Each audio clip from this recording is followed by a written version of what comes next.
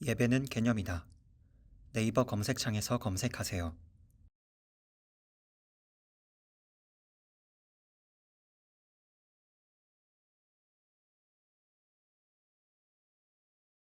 하나님 말씀 보셨습니다. 하나님 말씀 누가복음 3장 16절과 17절 말씀 보셨습니다.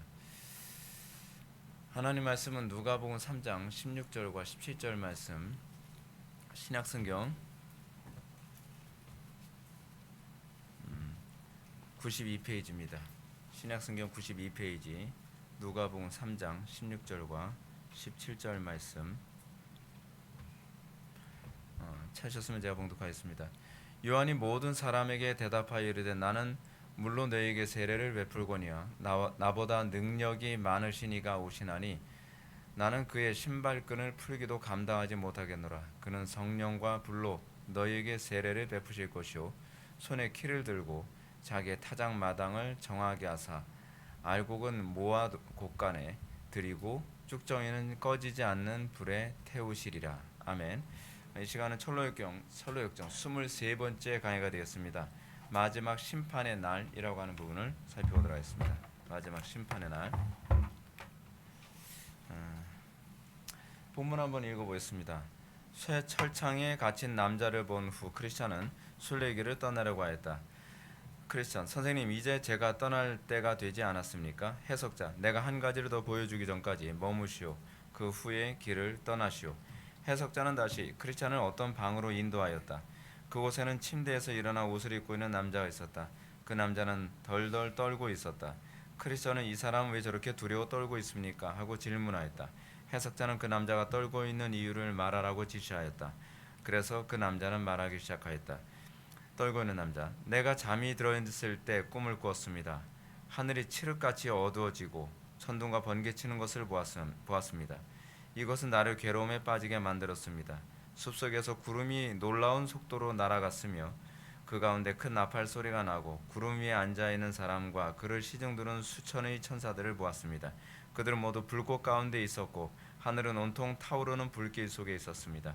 그때 나는 죽은 자들의 일어나 심판을 받으러 나오라 하는 소리를 들었고 바위는 터져 갈라지고 무덤이 열리면서 죽은 자들이 심판을 받으러 나오는 것을 보았습니다. 그들 중에 어떤 이들은 매우 기뻐하였고 하늘을 우러러 보았습니다. 그리고 어떤 사람들은 산 아래로 숨을 곳을 찾았습니다. 그때 나는 구름 위에 앉아있는 분이 책을 펴들고 세상을 향하여 앞으로 나오라고 명령하는 것을 보았습니다. 그분으로부터 강렬한 불이 나왔기 때문에 그분과 사람들 사이에는 어느 정도 거리가 있었습니다. 마치 법정에서 재판관과 죄인이 거리를 두고 있는 것과 같았습니다. 구름 위에 앉아있는 분이 시중을 드는 무리에게 가라지와 겨와 건부를 모두 모아서 불못에 던지라 선언하는 것을 나는 들었습니다. 명령과 함께 지옥이 열리더니 무시무시한 소리와 함께 화염이 입구로부터 나서 내가 서 있는 곳까지 나왔습니다. 역시 구름 위에 있는 분으로부터 내 알곡을 모아 곡식 창고에 두라는 소리가 나왔습니다. 그 소리가 나자 많은 사람이 구름 위로 들려 올라갔으나 저는 혼자 남아있는 것을 보았습니다. 저 또한 몸을 숨기려고 했지만 할 수 없었습니다. 왜냐하면 구름 위에 앉아 계신 분이 여전히 나를 주시하고 있었으며 저의 죄가 마음에서 계속 떠올랐고 나의 양심이 여러 측면에서 나를 고소하였기 때문입니다. 이 광경에서 저는 잠에서 깨어났습니다. 최후의 심판에 관한 그 사진이죠. 그림입니다. 심판을 준비하지 못한 채 종말을 맞이한 남자입니다. 우리가 이 철로역정 오늘 본문 보게 되면은 처음 부분에 이렇게 얘기합니다. 한 남자가 보이는데요. 침대에서 일어나 옷을 입고 있는 남자라고 이렇게 표현하고 있습니다. 그 얘기는 무슨 얘기냐면 영적으로 잠든 상태라는 것을 표현하는 것이죠. 그러니까 이 남자는 깨어있지 않았습니다. 이 남자는 대비하고 있지 않았습니다. 편안함과 안일함과 안락함에 취하여 살았던 사람이라는 것을 보여주고 있습니다. 근데 대비하지 않은, 여러분 기독교 신앙에서 우리가 항상 잊어서는 안 되는 것이 뭐냐면 기독교 신앙은 항상 대비하는 신자의 삶을 요구하고 있습니다. 기독교 신앙은 영원을 대비할 뿐만 아니라 우리는 하루하루의 삶을 미리미리 대비하며 살아가는 사람들입니다. 예수를 믿기 이전에 우리의 삶은 대비하지 않는 삶이었다고 한다면 예수를 믿고 난 이후의 우리의 삶은 영혼뿐만 아니라 일상의 모든 면에서 항상 대비하며 사는 삶으로 특징 지어지는 것이 정상적입니다. 오늘날 한국교회의 특징을 보게 되면 한국교회는 대비함이라는 것이 없습니다. 지금 우리나라가 지금 한국교회가 지금 이 지경까지 오게 되었고 이렇게 어려운 상황에 처하게 된 것은 대비하지 않았기 때문에 그렇습니다. 먹고 마시고 시집가고 장가가고 사고 파는 그런 일상의 삶에 빠져서 앞날을 대비하지 않았습니다. 그냥 교회가 지금 성장하고 있고 많은 사람들이 예배당에 오고 있고 뭐 예배당 건축 잘 돼가고 있고 헌금 많이 내고 있고 뭐 별 문제가 없으니까 대비하지 않습니다. 기독교 신앙은 항상 우리에게 뭘 얘기하냐면 편안할 때는 편하지 않을 때가 올 거라는 것을 염두에 두고 살아갈 것을 요구하고 있습니다. 평안할 때는요, 이 환난의 때를 준비하라고 우리에게 주어진 것입니다. 젊었을 때는 노년의 때를 준비하라고 우리에게 주어지는 것이고 평화의 때는 전쟁을 준비하라고 우리들에게 주어진 기간이라고 생각을 해야만 합니다. 근데 우리는 그렇게 생각하지 않습니다. 우리는 항상 발등에 불이 떨어져야 그제서야 부랴부랴 무엇인가 자꾸 서두르는 경향이 있습니다. 이 땅에서 신자의 삶은 어떻습니까? 하나님의 영원한 심판이 있을 거라는 것을 염두에 두고 대비하는 그런 삶을 살아야만 합니다. 여러분들 어떤가요? 여러분들 일상의 삶 가운데서 대비하며 살아가고 있나요? 우리는 지금 대비해서 앞으로 향후 5년 후 10년 후를 대비하는 삶을 살아가나요? 간혹 가다가 이런 사람들이 있습니다. 뭐 저축이라는 것은 별로 성경적이지 않다. 우리는 믿음으로 살아야 된다. 그렇기 때문에 그때마다 있는 대로 하나님께서 주시는 대로 우리가 사용해야 된다. 저는 그렇게 생각하지 않습니다. 저는 저축해서 대비하는 삶을 살아가는 것이 성경적인 삶이라고 생각을 합니다. 뭐 이렇게 얘기하게 되면 또 그렇지 않아요? 그러면 당신은 미래는 하나님을 의지하지 않고 살아가기 위해서 돈을 모아두려고 하는 것 아닙니까? 그렇게 생각을 할 수 있죠. 그렇지 않습니다. 그렇지 않습니다. 항상 성경이 우리들에게 가르치는 바에 대한 기본적인 원리는 뭐냐면 지금 우리가 절약하고 지금 우리가 쓸 것을 안 쓰면서 미래를 대비했을 때 낭패 보지 말라는 겁니다. 우리가 잠언에서도 우리에게 가르치지 않나요? 또는 우리가 이솝우화 같은 데서도 그런 게 나오잖아요. 배짱이 그냥 여름에 그냥 즐기다가 겨울을 대비하지 않은 개미에게서 교훈을 배우라고 얘기하고 있죠. 잠언에서도요. 개미에게서 배워야 되는 교훈이 무엇입니까? 여름 때에 대비하여 겨울을 맞이할 줄 아는 사람. 이것이 신자됨의 특징입니다. 어떤가요? 여러분들은 예수 믿고 난 이후의 삶이 날마다 그때 이렇게 할 걸, 그때 열심히 할 걸, 그때 준비할 걸 이런 식의 인생을 살아가고 있습니까? 여러분 그건 신앙이 아닙니다. 신앙은 삶의 모든 영역에 영향을 줍니다.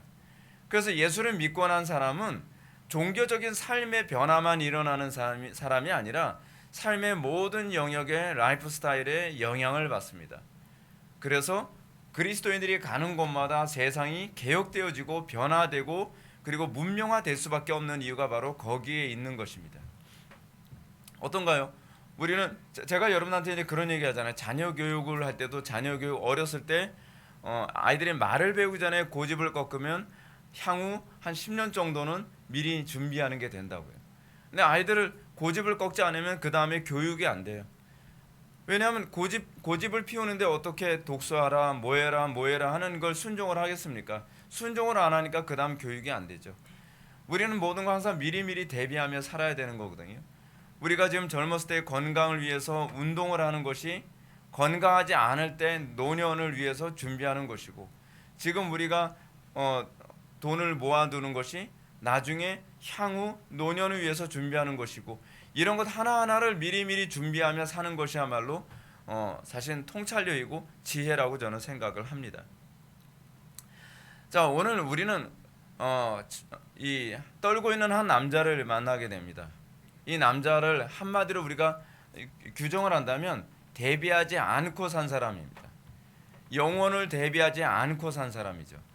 그냥 현재 나의 삶에 그냥 흥청망청 그냥 발등에 불 떨어지면 불 떨어진 대로 그 불 끄기 바쁘듯이 살아가고 오늘은 어떻게 즐길까? 오늘은 어떻게 편안하게 살아갈까? 오늘은 어떻게 이 위기를 모면하며 살 것인가를 고민하며 살았던 사람이었습니다. 그래서 이 사람의 특징이 뭐냐면 잠자리에서 일어나 두려움에 떠는 모습을 보고 있습니다. 성경 우리에게 뭐라고 얘기합니까? 깨어 있으라고 얘기하고 있습니다. 깨어 있어야만 합니다. 저는 지금 그 우리나라 한국 사회 안에서 기독교를 박해하는 이런 문제가 갑작스럽게 일어났습니다. 갑작스럽게 일어났을 때 이거를 대처하지 못하는 이유가 어디 있나요? 사전에 성도들을 훈련시키지 않았기 때문에 그렇습니다. 성도들에게 항상 깨어 있도록 만들고 기도하는 훈련. 여러분, 기도도 평소에 훈련된 사람이 기도를 하는 것이지 평소에 기도 훈련 안 된 사람이 다급하면요 기도가 안 됩니다. 그렇지 않나요? 뭐 일본이나 뭐 영국 같은 나라, 외국 같은 경우에는 아이들에게 기본적으로 가르쳐야 되는 교육 중에 하나가 수영이라 그러죠. 수영. 왜냐하면 언제 물에 빠져 죽을지 모르기 때문에 자녀들이 익사되는 걸 사전에 방지하게 하기 위해서 기본적으로 수영을 가르친다 그럽니다.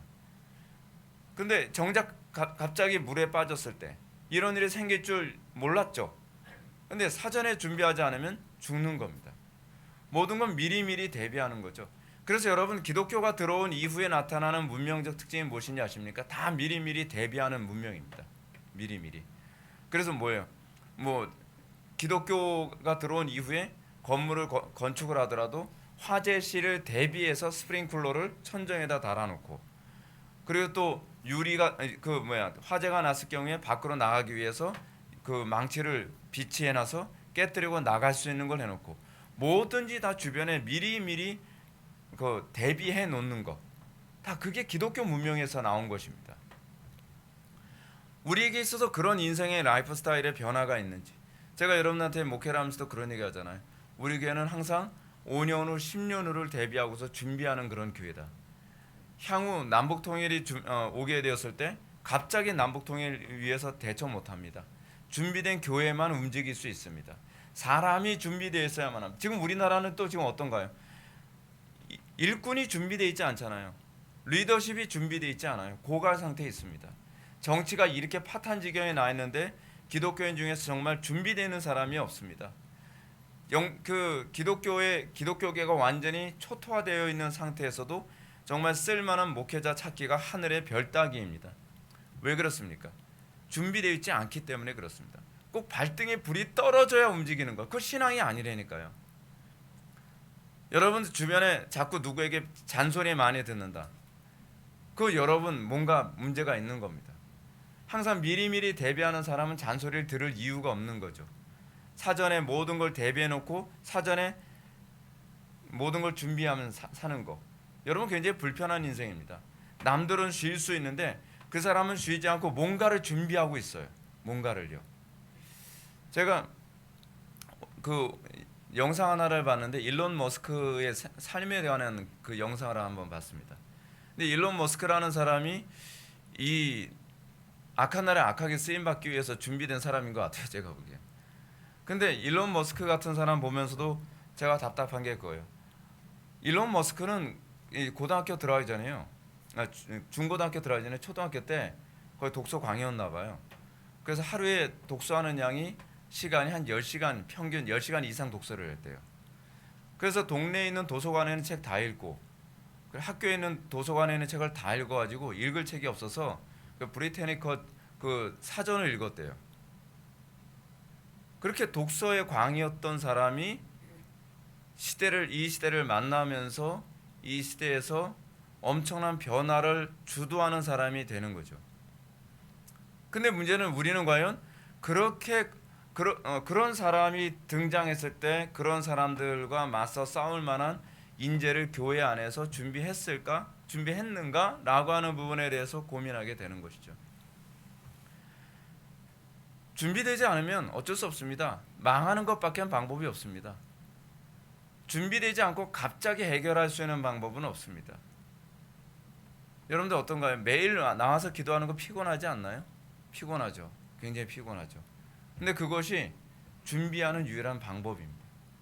저는 개척 시작하면서 신천지 그 당시에 신천지가 교회에 침투한다 그런 일은 없었는데, 제가 무덤 파기 작전 그 책을 읽어봤더니 무덤 파기 작전에서는 유럽에서는 이미 그런 사람들이 교회에 들어가서 교회를 다 뒤집어 놓고 교회를 빼앗는 일이 유럽엔 이미 생겼었거든요. 그래서 저는 개척을 하면서 2003년에 개척을 하면서 우리 그것부터 준비해야 되겠다. 교회 안에 들어오는 사람들에게 철저히 교리를 가르치고 아무나 들어오지 못하도록 신앙 고백 중심적으로 사람을 받는 걸 지금부터 시작을 해야 되겠다. 사람들이 그렇게 행패를 부리고 나서 그제서야 그런 시스템을 만들면 그땐 늦을 것이다. 그땐 늦는 거거든요. 그렇잖아요. 그래서 그때서부터 준비한 거예요. 2003년 때서부터요. 미리 준비. 그래서 우리 교회는 시작부터 교리 중심적인 교회로 시작하게 된 겁니다. 댐도 터지기 전에 준비했을 때 막을 수 있는 거죠. 그런 모든 일반 계시를 통해서 하나님께서는 우리가 영혼을 대비해야 된다라고 가르치고 있는 것이죠. 여러분, 주님이 갑자기 재림하시면 그때 예수님 영접하겠다 생각하는 사람 있잖아요. 그때 가서 예수님 믿으면 되지 뭐. 그때 가서 예수 믿어지지 않습니다. 믿어지는 게 그렇게 믿어지는 게 아니에요. 어떤 사람은 지금 젊은데 제가 예수 믿겠습니까? 이제 나중에 늙었을 때 할 일 없을 때 그때 예수 믿겠대요. 여러분, 늙어서 할 일 없을 때까지 여러분들 목숨이 붙어 있을지 장담 못합니다. 교통사고로 언제 어떻게 죽을지 모르는 것이고 불의의 사고로 자기가 어떻게 죽을지 아무것도 모르는 겁니다. 우리는 항상 미리미리 대비하는 태도를 견지해야만 합니다. 그래서 아니란 태도는 이거는 거듭나지 않은 심령들의 전형적인 자연인들의 전형적인 심령입니다. 성령으로 거듭난 이후에는요, 뭔가 대비하지 않으면 항상 마음이 불편해요. 그것이 정상적인 거예요. 그래서 모든 일을 미리미리 대비하고 준비하는 사람이 되는 것이죠. 제가 개척을 하면서 제가 또 준비했던 게 하나 있습니다. 그것이 뭐냐면 지금 내가 두꺼운 책을 미리 읽어놓지 않는다고 한다면 내가 개척해서 바쁠 때는 두꺼운 책을 읽을 시간이 없겠다라고 생각을 했습니다. 그래서 저는 개척하기 전에 한 2년 동안 조직신학책을 쌓아놓고서 전 과목을 다 읽었어요. 왜냐하면 개척 시작하고 나면 이 두꺼운 책 읽기가 쉽지 않을 거라고 생각했기 때문에. 그리고 누군가와 논쟁하게 되거나 토론하게 되는 그런 상황에 처할 수도 있겠구나라고 생각을 하게 됐어요. 그래서 중요한 부분은 다 외워뒀어요. 조직신학책 부분에서. 그리고 제가 할 수 있는 모든 기능을 개척 전에 미리 다 준비해 놓는 거예요. 왜냐하면 개척하고 나면 그때는 대비할 기회가 없을 거라고 생각했기 때문에. 근데 아니나 다를게 그런 일이 지금 벌어지고 있잖아요. 지금 그런 상황 속에 살고 있잖아요. 제가 글 쓰는 연습도 제가 원래 글을 잘 못 쓰는데 일부러 글 쓰는 연습을 시작을 했습니다. 원고로 일일이 타이핑을 다 하자. 내가 글을 잘 못 쓰기 때문에 미리 타이핑을 해서 글 쓰는 연습을 해야 되겠다. 해서 모든 원고를 다 타이핑을 하기 시작을 했습니다. 그래서 타이핑을 하다 보니까 글 쓰는 실력이 조금씩 늘어가더라고요. 아무리 둔재라도요, 자꾸 노력하는 놈은 당연히 재간이 없다 그러잖아요. 자꾸 노력을 하니까. 그러면서 타이핑한 것이 거의 한 20년 넘게 타이핑을 하니까 글 쓰는 훈련이 자꾸 되어지는 거죠. 근데 갑자기 글 쓰라고 누가 기회를 딱 줬을 때, 저한테 그런 기회를 어떤 분이 주셨잖아요. 그래서 자, 글 쓸 수 있는 기회가 준비가 안 됐었으면 썼을 때 이거 가지고서 하나님께 영광 돌리고 사역을 못 하는 거죠. 근데 미리 준비되어 있으니까 기회가 왔을 때 그것을 우리가 할 수 있는 거죠. 여러분, 1월 달이 제뉴얼이잖아요. 제뉴얼이. 그렇죠? 제뉴얼이라고 하는 그 1월 달 명칭이 나온 게 야누스라고 하는 이름에서 나왔다 그러지 않습니까? 그 야누스라는 무슨 신인가요? 그 야누스의 형태가 아주 좀 기괴하게 생겼다 그러잖아요. 그렇죠? 뒷머리는 없고 앞머리만 있는 그 기회의 신이라는 얘기거든요. 여러분, 기회는 아무에게나 주어지는 게 아니죠. 기회는 준비된 사람들에게 주어지는 겁니다. 그런 개념을 얘기하고 있는 거예요. 기회는 마치 앞으로 왔을 때 잡는 것이지 이미 지나간 상태에서는 잡을 게 없다는 얘기죠. 앞머리만 있고 뒷머리는 없으니까요. 근데 여러분, 이게 일반 계시 통해서 우리들에게 얘기하는 바가 굉장히 큽니다. 자, 마지막 심판의 기준 한번 볼까요? 요한이 모든 사람에게 대답하여 이르되 나는 물론 너희에게 세례를 베풀거니와 나보다 능력이 많으신 이가 오시나니 나는 그의 신발끈을 풀기도 감당하지 못하겠노라.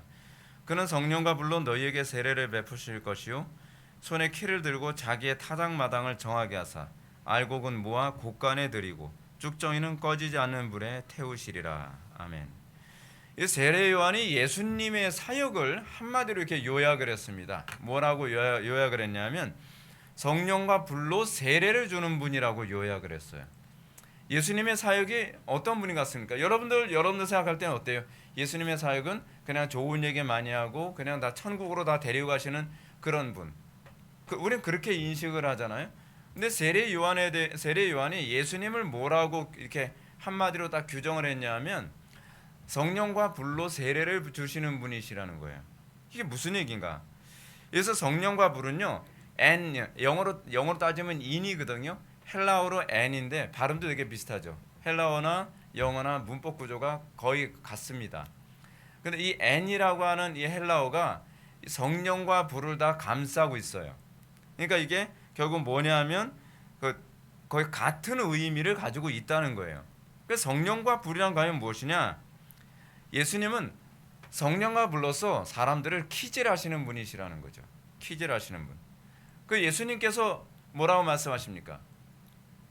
내가 예수님을 통해서 이 땅에 심판이 일어나는 것이죠. 여러분, 예수님은 단순히 구원만 주시는 분이 아니십니다. 심판도 주시는 분이십니다. 동시에 두 가지 작용을 같이 하십니다. 어떻게 같이 하시죠? 하나님의 말씀을 선포했는데 들으면 구원이고 안 들으면 심판이에요. 이게 구약에서 여호와의 전쟁의 특징이거든요. 하나님의 구원의 날이 어떤 사람에겐 심판의 날이 될 수 있는 것이죠. 그러니까 여러분 말라기에서인가요? 그런 얘기가 나오잖아요. 그날에 빛이라 하지 마라. 너희에겐 어둠이 될 것이다 라고 얘기하는 거죠. 깨어있고 우리가 항상 대비하며 하나님 말씀 앞에 겸비한 사람들에게 주님의 도래는 구원의 날이지만 어떤 사람에겐 심판의 날일 수 있는 거죠. 우리나라가 일제 치하에서 우리나라가 다시 독립이 됐을 때 어떤 사람에게는 복된 날이지만 어떤 사람에게는 심판의 날로 여겨지기도 하겠죠. 그렇죠? 하나님의 말씀이 선포되어지면서 우리에게 나타나는 두 가지 특징이 있습니다. 하나님의 말씀을 들을 때에 아멘으로 받는 사람에겐 구원이지만 하나님의 말씀을 거부하는 자에게는 그것이 심판으로 나타난다는 것입니다. 근데 이제 문제가 뭐냐면 평안할 때는 내가 하나님의 말씀을 거부하는지 하나님의 말씀을 받는지 이게 잘 보이지가 않아요. 그래서 우리는 난 하나님의 말씀 잘 받는다고 생각을 합니다. 근데 어떨 때 문제냐면 퀴즈를 할 때가 문제입니다. 여러분 어떤가요? 여러분들 다른 사람 정죄 많이 하죠. 어떤 사람 예를 들어서 간음을 했습니다. 아이고 저 인간 저렇게 할지도 없어 이렇게 간음이나 하고 돌아다니나? 근데 문제가 뭐냐면 내가 간음하고 싶을 때 하나님의 말씀이 나에게 충돌이 일어난단 말이에요. 그때는 뭐라 얘기합니까? 난 그 사람 이해가 돼. 이해가 되는 문제가 아니라 회개해야 될 문제란 말이죠. 우리가 하나님의 말씀과 내가 충돌이 일어나게 되는 것은요, 이건 굉장히 끔찍한 일입니다. 우리가 하나님의 말씀 평소에는 아멘이 되고 은혜가 되고 오늘 목사님 소리가 정말 은혜가 되네, 아멘이네, 할렐루야네. 그런데 문제는 뭐냐면 내가 하나님의 말씀대로 순종하기 어려운 상황에 처해지고 말았어요.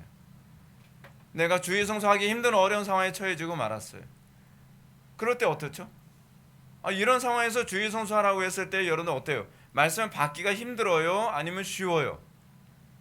지금 대한민국에는 수많은 교회, 아니 전 세계에는 수많은 교회들이 지금 이 문제 때문에 지금 핍박을 받고 있잖아요. 과거에는 주의 성수 다 할 수 있다고 생각을 했죠. 주의 성수 안 하는 사람들이 참 믿음이 없어. 어떻게 주의 성수도 안 하나? 이랬는데 문제는 뭐냐면 정부에서 주일날 예배하는 문제에 관해서 제재를 가할 때 갑자기 사람들의 태도가 다 돌변하는 거예요. 그죠? 이해해 주셔야죠. 코로나 바이러스인데 이해하셔야죠. 아니 이웃사랑 실천해야 되는 교회가 어떻게 주일성수라고 하는 종교적 이기심을 추구합니까? 막 이런 식으로요. 문제는 뭐냐면 하나님의 말씀이 그때 나한테 꿀소리처럼 달게 느껴지면서 아멘이 되느냐, 그럴 때 내가 키질에서 튕겨져 나가는 쭉정이가 되느냐에 관한 문제라는 사실입니다.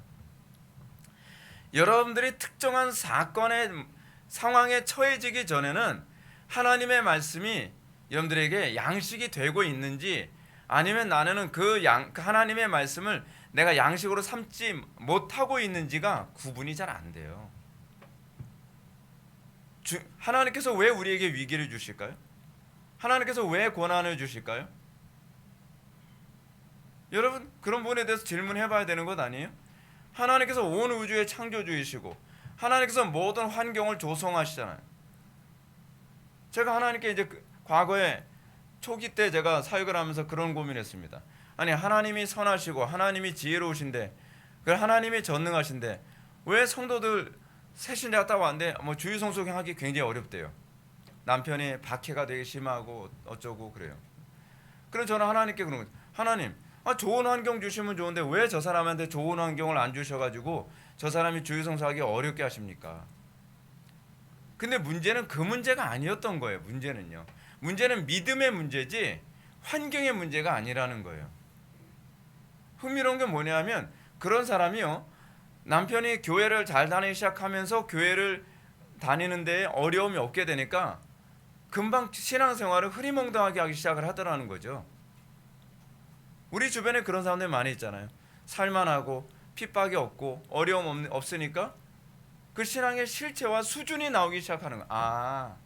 저 사람이 저랬으니까 환경 때문에 주의성수하기 어려웠다는 것이 아니라 실제로 하나님 말씀에 순종할 의지가, 믿음이 없었던 거구나 라고 하는 거죠. 우리가 하나님의 말씀을요 제대로 받아들이지 못하는 그 상황은요 두 가지로 나타나거든요. 하나는 여건이 되는데 유혹 때문에 순종이 안 되고요, 하나는 여건이 안 되는 환난 때문이에요. 근데 성경은 우리들에게 뭐라고 얘기하냐면 유혹 때에도 하나님의 말씀에 순종해야 되고 환난 때에도 하나님 말씀에 순종해야 된다는 거예요. 여러분 한번 볼까요? 일요일만 되면 또는 토요일이나 뭐 연휴가 겹쳐서 주일 성수하기 어렵게 가족들이 놀러 가자 뭐하자 막 그런 상황에서 주일 성수하는 것과 북한처럼 예배하게 되어지면 핍박이 오기 때문에 주일 성수하기 어려운 것과 어느 쪽이 더 어려울까요?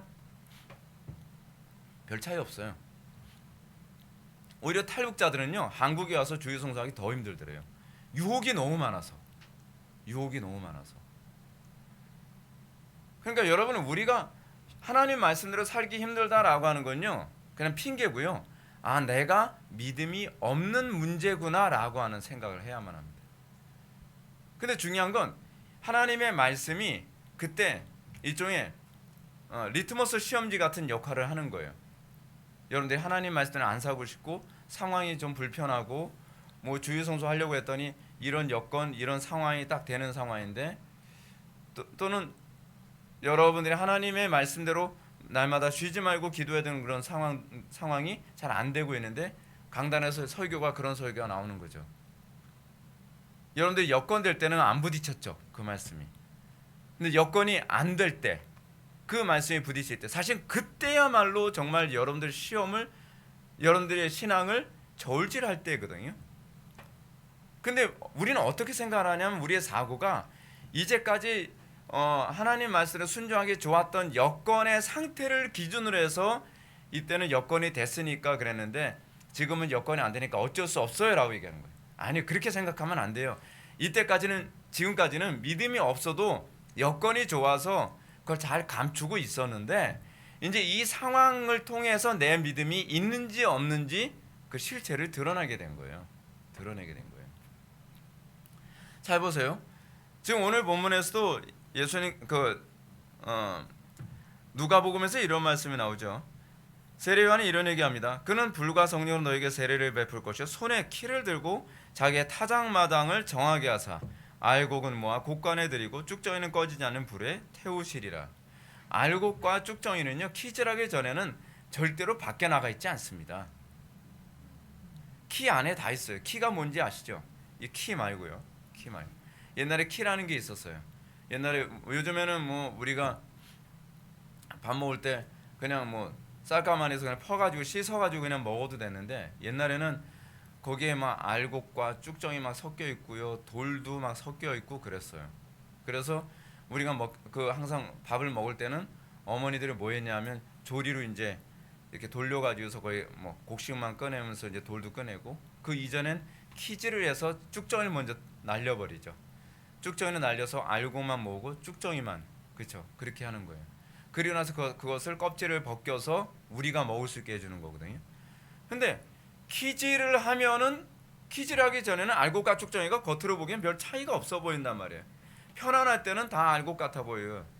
근데 문제는 뭐냐면 키질을 시작하면 가벼운 건 바람에 날려가지고 키 밖으로 다 떨어지는 거죠. 키를 이렇게 잡고서 한번 그걸 까분다고 얘기하거든요. 이렇게 까부는 거예요. 까불면 이게 공중에 한번 붕 떴다가 떨어지고 붕 떴다가 떨어지는데 항상 바람을 등에 업고서 이거 키질을 하거든요. 그러면 바람이 불면서 이 쭉정이는 가벼우니까 날아가 버리고 알곡은 무거우니까 또 키 안에 다시 들어와요. 이거 계속 까불거든요.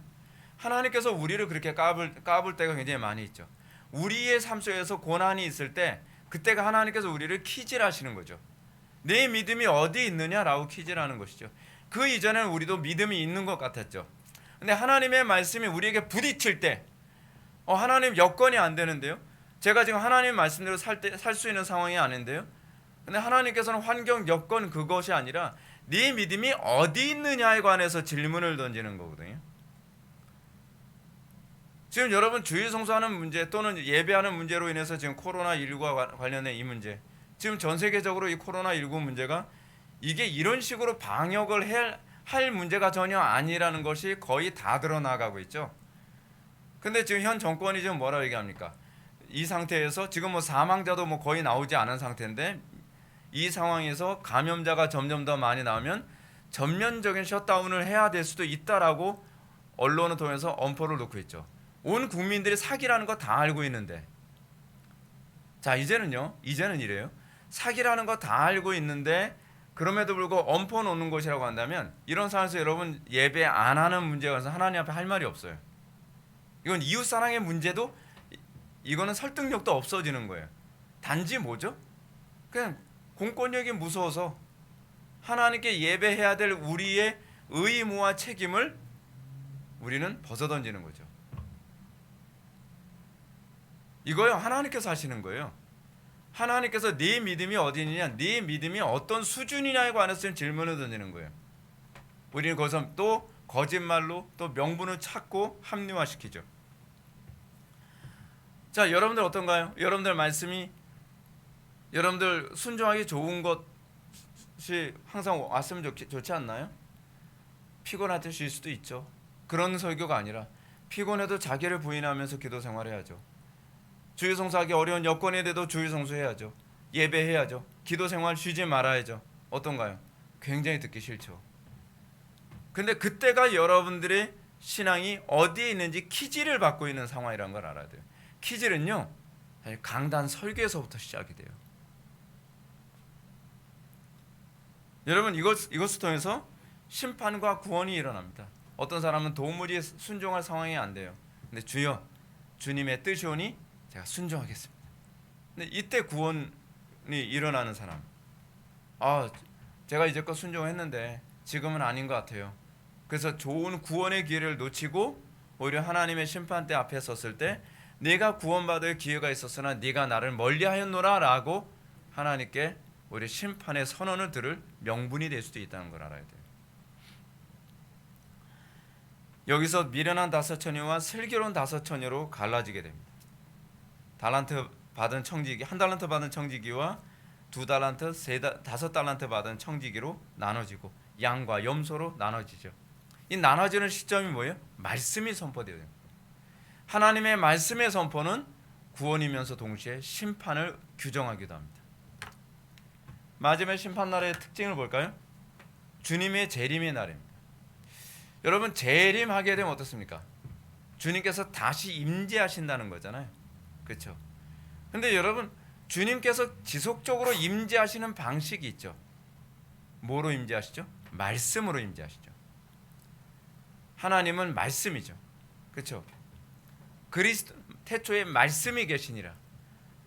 주님께서는 끊임없이 말씀으로 우리 가운데 임재하시죠. 근데 주님께서 이 말씀을 통해서 여러분들에게 어떤 현상이 나타나나요?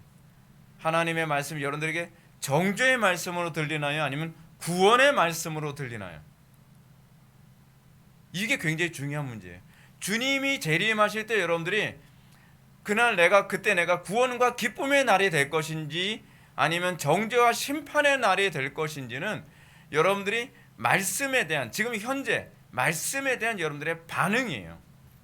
그것이 그대로 이루어지게 될 거예요. 지금은 하나님의 말씀이 부담이었사오나 그때 주님 오실 때는 아멘 할렐루야 기쁨으로 맞이하리이다, 그런 거 없어요. 왜냐하면 그리스도의 실체가 바로 말씀이시기 때문에 그래요.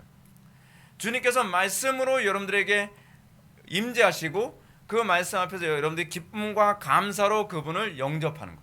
우리 영접할 때 뭐로 영접하죠? 말씀을 영접하죠. 그렇죠? 말씀으로 우리가 구원을 받잖아요. 그래서 하나님의 말씀 우리에게 기쁨이 되어야죠. 하나님의 말씀이 소망이어야죠. 하나님의 말씀이 생명의 양식으로 여겨져야죠. 그래서 우리가 주일 성수하고 우리가 공적 예배가 있을 때마다 그 예배를 찾는 이유가 무엇이냐면 말씀이 양식이기 때문에 그래요. 말씀이 그리스도이기 때문인 것이죠. 그래서 그분을 만나는 기쁨이 말씀을 통해서 우리에게 느껴지는 거예요. 하나님의 말씀이 지루하고 하나님의 말씀이 항상 와닿지 않고 하나님의 말씀이 항상 나에게 정죄요, 나에게 불편함이라고 얘기한다면 주님께서 재림하셨을 때 여러분들이 그분을 기쁨으로 맞이할 수는 없을 거예요. 지금 말씀에 대한 우리의 태도가 마지막 심판 때의 주님의 재림 때의 우리의 반응으로 그대로 나타나게 될 것입니다. 그리고 그날은 부활의 날입니다. 주님의 재림은 부활의 날이죠. 지금 여러분들이 하나님의 말씀을 통해 날마다 부활을 경험하는, 그렇죠? 하나님의 말씀을 듣고 옛사람을 십자가에 못 박고 그리스도의 성품으로 날마다 화해지는 그 영광의 부활을 날마다 맛보는 사람이라고 한다면 주님의 재림 때 우리는 어떻죠? 그 부활의 완성을 맛보게 될 거예요. 우리는 이미 아직의 긴장관계 가운데 있어요. Already not yet. 영국 갔다 오면 already not yet 그랬더니 못 알아듣. 왜 못 알아듣지? Already not yet. 그래서 예, already not yet이었구나. 영국 사람들은 또 그렇게 발음하더라고요. Not. 이미 아직의 긴장관계. 이미 아직의 긴장관계. 여러분, 이 현세와 미래의 세계가 장차 오게 될 영원한 세계가 단절되어 있지 않아요. 이 땅에서 우리가 하나님의 말씀에 어떻게 반응했느냐를 통해서 그리스도의 재림 때 내가 어떻게 반응할 것인가를 우리는 알 수 있게 되죠. 이 땅에서 우리가 그 날마다 말씀을 통해서 옛사람은 죽고 새사람으로 다시 거듭나는 그런 놀라운 은혜와 성화의 삶을 살게 되었다고 한다면 주님의 부활의 때에 내가 부활에 참여한 자 되겠죠. 어디 나오는 얘기죠? 고린도전서 15장에 나오는 거죠. 내가 그때 부활할 것을 확신하노라. 우리가 부활에 대한 확신은 막연하지 않습니다. 이 땅에서 내가 날마다 그리스도의 형상으로 화하여져가는, 그리스도의 형상으로 날마다 그 부활에 참여한 자 되어지는. 그래서 비로소 그리스도의 재림은 부활의 참여가 아니라 부활의 완성으로서의 그리스도의 재림이 되는 거죠. 그리고 세 번째로 진정한 구원의 믿음과 거짓 믿음의 구별. 참된 믿음과 거짓 믿음은 이 땅에서는 키질과 같은 하나님의 시험으로 그 실체를 드러낸다 그랬죠. 여러분, 믿음이라고 내가 믿음이 있냐 없냐 그런 건요. 일단은 여러분 마태복음 13장에 나오는 말씀처럼 하나님의 말씀이 우리에게 떨어졌는데 어떤 사람은 어떻죠? 길가밭과 같아서 그 말씀이 떨어졌는데 곧바로 새가 먹고 튀어버리죠. 그렇죠? 교회 안에 여러분, 하나님의 말씀에 대한 우리의 반응이 주님의 재림 때 우리의 반응이라 그랬죠. 하나님의 말씀이 내 마음속에 아무런 감흥이 없어요. 하나님의 말씀이 꿀송이 같은 말씀이 막 떨어지는데 나에게는 아무런 유익을 주지 못한단 말이에요. 근데 이게 참 어려운 일이 뭐냐면 오늘날 한국교회 안에서 상당수의 설교자의 말씀이 회중들의 마음속에 아무런 감흥을 주지 못하는 말씀들이 태반이라는 것은 이건 참 어려운 문제예요. 그래서 이 부분을 점검할 수 있는 시금석 자체가 없어져 버리는 거죠.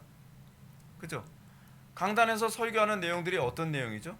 세상 돌아가는 얘기, 잘 먹고 잘 사자는 얘기, 그리고 우리의 육신의 욕구를 채워주는 얘기, 어떻게 하면 성공할 것인가, 그런 인본주의적인 얘기.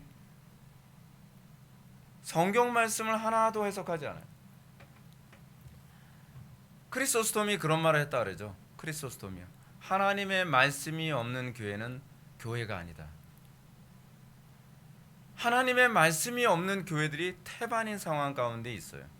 설교자들이 설교를 하는 데 있어서 설교를 충실하게 준비하지 않고, 문제는 뭐냐 하면 자기부터 그 복음의 영광됨을 전혀 인식을 못해요. 여러분, 설교는요, 그 로이드 존스 목사님 말씀하셨죠. 로직 온 파이어예요.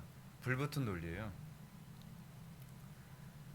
로직만 있어서도 안 되고요, 불만 있어서도 안 되죠. 불붙은 논리. 문제는요, 설교자가 복음의 불이 붙어 있어야 돼요. 근데 오늘날 상당수의 교회들에게 있어서 설교자들에게 복음에 대한 불이 그 가슴 속에 없어요. 복음의 본질을 제대로 인식을 못해요. 그러니까 복음의 본질을 제대로 인식을 못하면 설교를 통해서 뭘 얘기해야 될지가 우왕좌왕해버려요. 그럼 회중들은 듣고 나서 뭘 들었는지 모르는 거죠. 교리는 잔뜩 얘기했는데 이런 현상이 나타나는 거예요. 그래서 목사님, 그 교리가 나하고 무슨 상관인데요? 성도들에게 그런 반응이 나오는 이유가 뭐냐면, 본인도 그 교리를 자기 삶 가운데 제대로 적용해보고 그 교리의 위대함을 깨달아 본 적이 없는 것이거든요. 그러다 보니까 어떻게 해요? 말씀이 우리의 믿음의 시금석이라는 걸 잘 인지를 못하죠. 진정으로 내가 구원받은 믿음인지 아닌지에 관한 문제는 위기 때 하나님의 말씀이 나의 삶을 이끌어가는 그 선한 목자의 길을 하는 것인지, 그렇지 않은 위기 때 하나님의 말씀이 오히려 나에게 거부감을 주는지, 이 문제는 뭐 강단에서 제대로 말씀이 선포되어야 무슨 거부감인지 뭔지 알 수 있죠. 하나님 말씀에 순종할 마음이 전혀 없이 앉아있고 눈물만 훌쩍훌쩍 흘리는 사람한테 하나님께서 위로하십니다, 할렐루야, 뭐 그럴 때는 뭐 주의 성수 안 할 수도 있어요, 주님께서 다 이해하실 겁니다. 그러니 하나님의 말씀이 자기한테 부딪혀 본 적이 없잖아요. 강단의 설교가 항상 교과적으로 나왔을 때에 내 믿음이 하나님의 말씀에 대해 있는가 아니면 하나님의 말씀에 적대적인가에 관한 문제가 거기서 수면 위로 올라오는 거거든요. 근데 정작 하나님의 말씀을 들이밀어야 될 때 그 말씀 가지고 오히려 타협하는 쪽만 자꾸 가르쳐주면 어떻게 하자는 거예요? 어떻게 하자는 거예요? 그럼 그 사람들이 당연히 어떻게 생각하죠? 자기 믿음이 있다고 생각을 하죠. 왜냐하면 한 번도 나는 강단 설교에서 그걸 내가 순종을 안 한 적이 없거든요. 근데 순종하면 안 되는 걸 순종을 했으니까. 문제는요, 강단 설교는요, 제가 누누이 말씀드리지만 믿음이 아니고서는 순종할 수 없는 수준의 설교가 되어야 돼요. 바리새인들의 문제가 뭐라 그랬죠? 믿음이 없어도 순종할 수 있는 수준으로 자꾸 이걸 뭐예요? 조절을 자꾸 해줘요. 친절하게. 그렇죠? 예를 들어서 그 라삐님, 저는 다리가 좀 불편해서 엘리베이터를 좀 타야 되는데 안식일 날 엘리베이터 탈 수 없을 때는 어떻게 하나요? 그러면 이제 요령을 가르쳐 주죠. 안식일 날은 몇 걸음 이상 걸으면 안 된다 그랬죠. 근데 당신은 목발을 쥐고 있습니다. 목발을 쥐고 있을 때 한 다리만 움직이죠. 그럼 계산을 반으로 자르면 더 좋아지지 않을까요? 뭐 이런 식으로 계산해 주는. 엘리베이터 탈 때 당신이 누르지 마십시오. 이방인에게 누르도록 하십시오. 그럼 당신은 안식일에 준수한 겁니다. 이런 식의 교묘하게 내가 믿음이 없다는 것을 드러내야 될 그 상황에서 오히려 믿음이 있는 것처럼 사람들의, 죄인들의 양심을 편안하게 만들어주는 거예요. 청교도 설교 특징이 뭐냐면 죄인들의 양심에 못질하는 거거든요. 그래서 사람들이 싫어하죠. 근데 죄인들이 자기 자신의 믿음 없음이 드러났을 때 어떻게 해요? 나의 믿음 없음을 도우소서, 그러면서 그리스도를 붙잡게 된단 말이에요. 내 힘으로 율법을 지키려 하는 것이 아니라 나의 믿음 없음에 대한 자각을 통해서 비로소 그리스도를 붙잡게 하는 거예요. 근데 그리스도께로 나아가는 길을 막고 있는 거예요. 그게 설교자들의 큰 범죄행위라니까요. 성도들요, 저도 알아요. 여러분들 하나님 말씀으로 살기 정말 어려운 여건 가운데 있다는 거예요. 정말 어려운 여건 가운데 있죠. 근데 그 어려운 여건 가운데 있을 때 여러분들이 힘으로 순종을 하라고 제가 얘기하는 거 아니라 그랬죠. 거기서 그리스도를 붙잡아야 될 당위성을 알게 되는 거예요. 그리스도를 붙잡아야 될 당위성. 여기서 내가 믿음 안에 있는지, 내가 믿음 밖에 있는지, 내가 말씀 안에 살아가는 사람인지, 말씀 밖에 살아가는 사람인지 그 실체가 드러나죠. 그리고 그때 그것을 통해서 우리는 구원의 확신을 얻게 되는 거예요. 내가 말씀으로 살게 하시는 그 하나님. 제가 여러분한테도 이제 그런 간증을 좀 자주 드리지만, 제가 단독 목회를 제가 지금 19년 차를 하는데, 저는요 제가 이렇게 인내력 있게 올 줄은 몰랐어요. 근데 이렇게 오는 것을 보면서 아, 주님께서 나와 함께 하시는구나. 성도의 견인, 인내케 하시는 분이 하나님이시라는 것을 명확하게 느끼게 되더라고요. 왜냐하면 저는 인내력 별로 없거든요. 네. 저는 굉장히 부족하거든요. 근데 부족함에도 불구하고 할 수 있게 하시는 것을 통해서 아, 은혜구나, 은혜구나. 그때 은혜라는 걸 알게 되죠. 내 힘으로 해서 뭔가 되면 은혜라고 생각 안 하죠. 그렇지 않습니까? 그래서 심판의 대상자들 볼까요? 어떤 사람이 심판의 대상자들일까요? 첫 번째, 하나님을 아는 지식이 없는 사람. 심판의 대상자죠. 이들에게 하나님은 항상 관념의 대상일 뿐입니다. 교회 생활 열심히 하고 뭔가 봉사도 많이 하는 것 같은데 그 속에 하나님을 아는 향기가 없어요. 하나님을 아는 향기란 뭘 얘기하는 건가요? 그러니까 타락한 본성으로서는 나타낼 수 없는 하나님의 속성이 드러나는 거죠. 그죠? 그 속성이 드러나는 거. 사랑할 수 없는 사람을 사랑케 되어지고, 인내할 수 없는 상황에서 인내케 되어지고, 용서할 수 없는 사람을 용서하게 되어지고, 순종할 수 없는 상황에서 순종케 되어졌을 때, 자연인들에게는 안 되는데 그리스도인이기 때문에 가능한, 그럴 때 뭐예요? 그것이 바로 하나님을 아는 지식이 있는 거죠. 하나님을 아는 지식이라고 하는 것은 지적인 지식, 교리적 지식을 얘기하는 게 아니잖아요. 하나님과의 관계 안에서 아는 지식. 그렇죠? 이 사람들은 심판의 대상이죠. 마태복음 7장에 그 얘기가 나오잖아요. 내가 주의 이름으로 귀신도 쫓고 능력도 행하고 병도 고쳤나이다. 그때 불법을 행하는 자들아 나에게서 떠나가라. 내가 너희를 알지 못함이니라. 그죠? 그들은 종교적인 열심은 굉장히 많이 있었을지 모르나 그의 삶 속에서 하나님을 알기 때문에, 하나님과 교제하기 때문에 나오는 속성이 나타나질 않은 거예요. 변화된 성품이 나타나질 않은 거죠. 두 번째로 하나님을 경외하지 않죠. 심판의 대상자들의 특징이 뭐냐면 하나님에 대한 경외심이 없습니다. 하나님에 대한 경외심이 없음이 뭐로 나타나는지 아십니까? 말씀에 대한 무시함으로 나타나요. 로마 가톨릭은요, 소위 경외심이라고 하는 것이 종교적 경외심이죠. 거기서 많이 속아요. 그 사람들은 어떻습니까? 막 성당에 와서도 굉장히 엄숙하죠.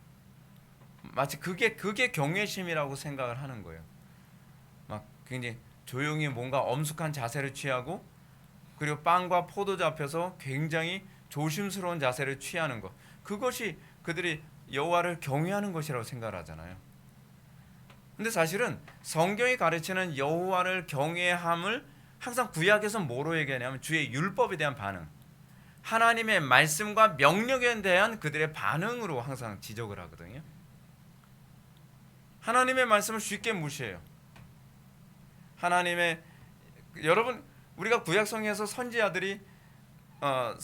선지자들과의 관계 안에서 하나님을 경외하는 왕들의 특징이 무엇입니까?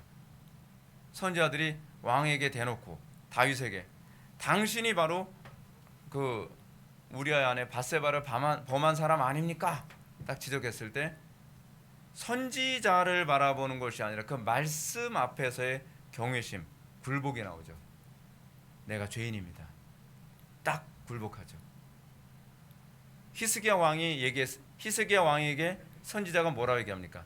당신이 바벨론에서 온 사람들에게 모든 국가의 어떤 재산을 다 보여줬기 때문에 당신의 시대가 끝나고 나서 이 나라는 망하게 될 것입니다. 얼마나 무서운 저주예요. 근데 여호와는 옳습니다. 그냥 인정하는 거예요. 하나님 앞에, 하나님의 말씀 앞에 긍정하고 회개하고 무릎 꿇게 되어지는 거예요. 오늘날 한국교회가 불경건이 극에 달했다라고 하는 것이 뭐냐면 하나님의 말씀을 무시하는 그 행태가 너무 일반화돼 버렸어요. 너무나 일반화돼 버렸죠. 좀 어린아이처럼 신앙생활 해야 되는 것 아닙니까? 어린아이처럼 신앙생활 해야죠. 성경이 가르치는 대로 정확하게 가는 태도를 견지해야 되거든요. 어떻게 보면 어린아이처럼 신앙생활하는 것 때문에 좀 답답하다, 좀 너무 지나치다라는 소리를 듣더라도 우리는 그렇게 신앙생활을 해야만 합니다. 근데 하나님께서 우리들에게 신앙생활하기 어려운 상황과 여건을 주시면서 네가 나의 말을 존중하니? 네가 나를 경외하니? 라고 질문을 던지시는 거죠.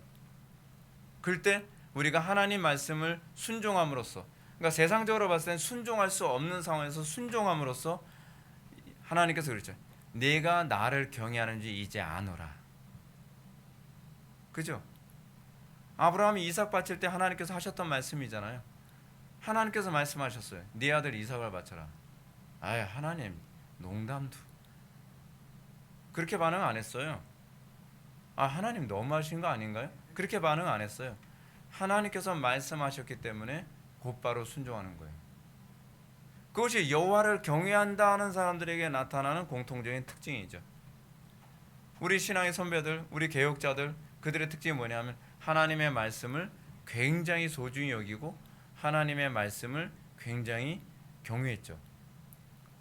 그래서 개혁자들이 했던 얘기가 있잖아요. 하나님의 말씀이 가라고 하는 데까지, 하나님의 말씀이 멈추라는 데까지, 하나님의 말씀이 침묵하는 데까지. 하나님의 말씀이 침묵하면 더 나아가질 않아요. 하나님의 말씀이 멈춰라면 멈추는 거예요. 하나님께서 말씀하시면 무조건 순종하는 거예요. 여건 그런 거 안 따져요. 그렇기 때문에 그들이 시대를 변화시킨 겁니다. 환경 때문에 적당히 맞춰서 시대를 변화시키지 못하죠. 환경과 여건 아무리 그래도 하나님의 말씀이 그러면 돌파해 나가는 거예요. 되게 하는 거죠. 여러분 전쟁터에서 상관과 병사들과의 관계가 그거 아닌가요? 돌격 앞으로 했으면 죽을 것 같아도 돌격하는 거예요. 그래서 어떤 장교와 병사들과 관계는 일종의 경외심이라는 게 있죠. 두려움이라는 게 있어요. 돌격하는데 돌격을 안 해요. 그러면 장교 어떻게 권총 꺼내서 병사의 머리에 총을 겨누죠. 할 거예요, 안 할 거예요? 내 손에 죽을래, 아니면 적들의 손에 죽을래? 소위 경외심 문제거든요. 옛날에 알렉산더가 그 페르시아 군대하고 전쟁을 하는데 페르시아 군대는 막 바글바글하게 병사들이 몰려온 게 끝이 안 보일 정도로. 근데 알렉산더 대왕의 군대는 소수예요. 그러니까 페르시아 군대의 그 왕이 딱 와서 항복하시지. 뭐 보니까 뭐 니네 병사들 그 정도 가지고 우리하고는 뭐 숫자가 안 되는데 다 죽겠는데. 그러니까 그럴까 한번 볼까? 너 일로 나와봐. 예. 뛰어내려.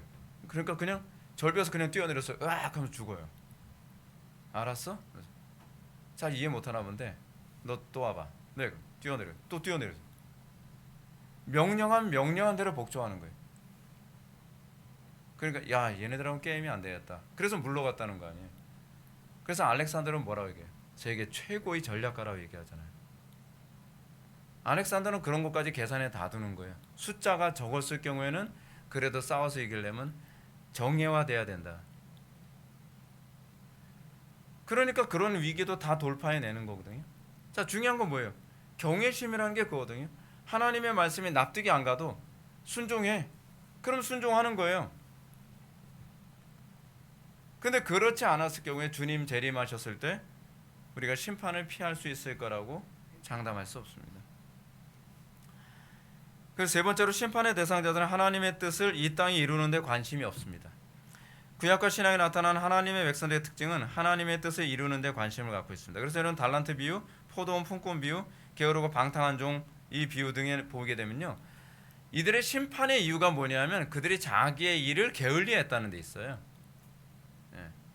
내가 너에게 한 달란트 맡겼는데 왜 일 안 했니? 포도원 품꾼 비유도 일하는 문제. 그렇죠? 다 그거와 관련을 맺고 있죠. 방탕한 종의 비유는 어떻습니까? 주인이 올 때까지 술 취하고 악한 종들과 어울리며 자기 일을 게을리함. 그 무슨 뭐라 얘기해요? 주님이 오셨을 때에 자기 일에 충실한 자가 그 종이 복이 있나니. 하나님의 나라와 의를 위해서 살아가는 그런 사람이 주님 재림 때 구원의 대상이죠. 자, 마지막으로 순례길을 걷기 위해 명심해야 될 7가지. 우리가 이제 총정리입니다. 어떤가요? 참된 목자를 추구하라. 여러분, 사도 바울은 마지막 때가 가까이 올수록 사람이 바른 교훈을 받지 아니하면 귀가 가려워서 자기 사욕을 따를 스승을 많이 두고 또 그 귀를 진리에서 돌이켜 허탄한 이야기를 따르리라라고 경고했습니다. 우리가 순례의 길을 가며 주님 재림 때 우리가 주님을 맞이하려면 우리는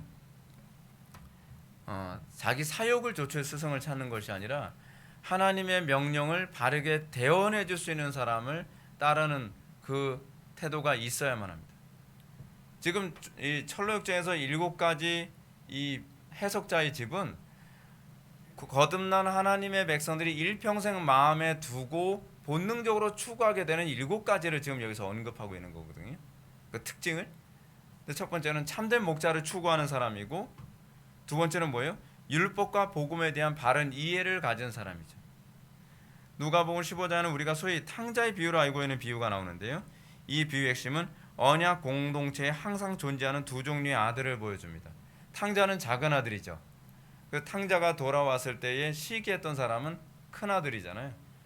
근데 작은 아들이 돌아왔더니 아버지가 잔치를 베풀고 소를 잡고 뭐 은가락지를 끼워주고 그러잖아요. 그러니까 형이 와서 뭐라고 얘기하냐면 형이 이렇게 얘기합니다. 맨 밑에 줄 보게 되면 나는 종처럼 일해 왔나이다 라고 얘기하고 있어요. 우리 개혁 성경 그렇게 번역 안 돼 있고 여러의 아버지를 섬겼나이다 라고 이렇게 번역을 하고 있거든요. 근데 더 좋은 의역은 뭐냐면 나는 종처럼 일해 왔나이다 라고 얘기하는 거죠. 그래서 율법에 속한 사람들이 생각하는 율법은 뭐냐면 그냥 종처럼 마지 못해서 율법을 지키는, 마지 못해서 그냥 그 신용만 하는 거죠. 그러니까 주의 성수를 철저히 했다고 해서 신앙이 아니고, 기도 생활을 철저히 했다고 해서 신앙이 아니고, 모든 공예배를 다 잘 드렸다고 해서 신앙이 아니라 그것을 그냥 종처럼 억지로 그냥 구색을 맞추기 위해서 종교 생활을 하는 사람이었느냐? 그렇지 않으면 정말 하나님을 사랑해서 내가 여기 이 탕자가 그런 얘기 하잖아요. 내가 당신에게 더 이상 아들이라 불릴 수 없겠나이다. 이제는 종으로 취급하소서 라고 하는 태도를 견지하는 것처럼 오히려 정말 기쁨으로 자발적으로 더 온전히 하나님을 기쁘시게 해드리기 위해 주의 계명을 지키는 사람, 그런 사람이 이 땅에서 순례의 길을 걸어가는 정상적인 신자라는 부분을 얘기해주고 있습니다. 세 번째는 정욕과 인내에 대한 바른 이해. 제가 뭐 특별히 설명 안 해도 이런 기억하시죠? 우리는 정욕과의 싸움에서 끊임없이 인내하는 사람, 그리스도의 보존과 은혜에 대한 바른 이해를 가지고 우리가 이 땅에서 믿음의 선한 싸움을 살아가는데 인내하기 힘들지만 주님께서 우리를 보존해 주실 것이라는 것을 믿고, 그리고 우리가 제자도를 가지고 날마다 자기를 부인하는 삶을 살아가고, 그리고 끊임없이 배도에 대한 위기 가운데 우리가 살아가고 있다는 것을 기억해야만 합니다. 제가 요거 하나 말은 좀 잔소리 좀 더 할게요. 우리가 살아가는 이 시대는 배도가 극에 달한 시대입니다.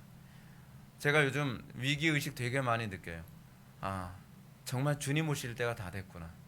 전 세계가 진짜 막장으로 가고 있구나. 여러분, 이런 시대에 여러분 믿음 어떻게 지킬 겁니까? 전 진짜 굉장히 걱정이 많이 돼요. 지금 우리나라에서 일어나는 이 일은요, 사실은 깜도 아니에요. 앞으로 얼마나 큰 고난과 어려움이 우리의 믿음을 흔들게 될지 정말 굉장히 걱정이 태산 같아요. 지금 미국 지금 어떤 일이 벌어진지 여러분 아시죠? 미국은요 지금 루프 코리아라고 하는 말이 대유행이래요. 루프 코리아라는 말 여러분 들어보셨나요? 지붕 위에서 옛날에 우리나라 LA 지역 LA 사태 때 흑인 폭동이 일어나서 한국인들 뭐 막 상점 다 막 훔쳐 막 그랬잖아요. 그때 한국인들이 우리나라 사람들은 다 군대 다 갔다 오잖아요. 남자들은. 그래서 뭐 특수부대 출신도 있고 그리고 뭐 방위도 있고 뭐 여러 종류의 군인들이 있죠. 근데 적어도 총은 다 쏴보거든요. 그러니까 그런 상황이 딱 되니까 총기를 소유할 수 있으니까 우리나라 사람들 남자들이 그 저격수 역할까지 했던 사람들이 많이 있으니까 옥상 같은 데 다 천정에 그 지붕에 올라가지고 거기서 총을 쏴가지고서 흑인들을 다 몰아냈거든요. 그래서 미국인들이 막 한국인 최고다, 너무 멋지다, 막그 루프 코리아 그런데요. 근데 지금 미국이 난리가 아니에요. 지금요. 전역에서 막 사람들이 BLM 아시죠? 흑인 폭동. 그 사람들이 막 백인들 막 두드러 패고 난리도 아니거든요. 요즘 미국에서는 총기를 살 수가 없을 정도로 총기가 엄청나게 그 많이 팔린대요. 과거에 한 200불이면 사던 걸 한 400불 주고 사야 될 정도로 총기가 막 고가에 팔리고 아예 총알이 없어서 막 품귀 현상까지 일어날 정도라는 거예요. 한 번도 본 적이 없는 일이 전 세계적으로 일어나고 있어요. 깨어서 기도해야만 합니다. 배도의 때에 남들 다 배도한다고 나도 배도해도 되겠지, 그런 거 없습니다. 우리는 과연 그 믿음 지키기 위해서 미리미리 준비해야만 합니다. 기도 생활은 미리미리 쌓아놓는 것이고 경건 생활은 미리미리 하는 거예요. 저는 할 수 있는 한 주님께서 우리에게 허락해 주신 이 회복의 교회라고 하는 공동체가 성도들이 주님 재림하시는 그날까지 성도들을 지켜주는 일종의 어머니와 같은 교회가 되도록 더 철저히 어떻게 교회를 세워볼 수 없을까, 그 고민을 하고 있어요. 그래서 사람 받는 것도 엄격하게 받고 그렇게 하는 이유가 거기에 있는 거거든요. 그것 사실은 이것도 개척 초반기부터 제 머릿속에 디자인했던 부분이에요. 그리고 우리가 최후의 심판에 관한 이해를 우리가 오늘 살펴봤습니다. 우리가 이 땅 살아가면서 우리가 믿음 못 지키면 안 됩니다. 우리에게 주어진 좋은 이 기회 때 우리가 깨어 기도하고 또 말씀으로 무장해서 또 우리가 어려움과 난관이 있을 때 하나님의 말씀이 나에게 양식이 되는지, 그렇지 않으면 그 말씀이 나에게 충돌을 일으켜서 내가 말씀을 거부하면서 살아가게 되는지 우리 자신을 항상 점검해 볼 수 있는 저와 여러분들 되기를 주님의 이름으로 축원합니다. 기도하시겠습니다. 사랑이 많으신 하나님, 우리가 사는 이 시대가 정말 믿음 지키기 힘든 어려운 시대인 줄 압니다. 주님, 그럴지라도 우리가 이 믿음의 선한 싸움에서 싸워 날마다 승리하게 하여 주시고, 미련한 다섯 처녀처럼 미리미리 대비하지 아니함으로 허둥지둥하는 그런 모습을 보일 것이 아니라 우리가 고난의 때에, 환난의 때, 그리고 배도의 때를 미리미리 대비하여 우리가 어려움 당하는 그 시기가 왔을 때 우리가 낭패하지 아니하고 오히려 믿음의 선한 싸움에서 승리를 맛보는 그런 귀한 성도들 될 수 있도록 복을 내려 주옵소서. 예수님의 거룩하신 이름으로 기도 올립나이다. 아멘.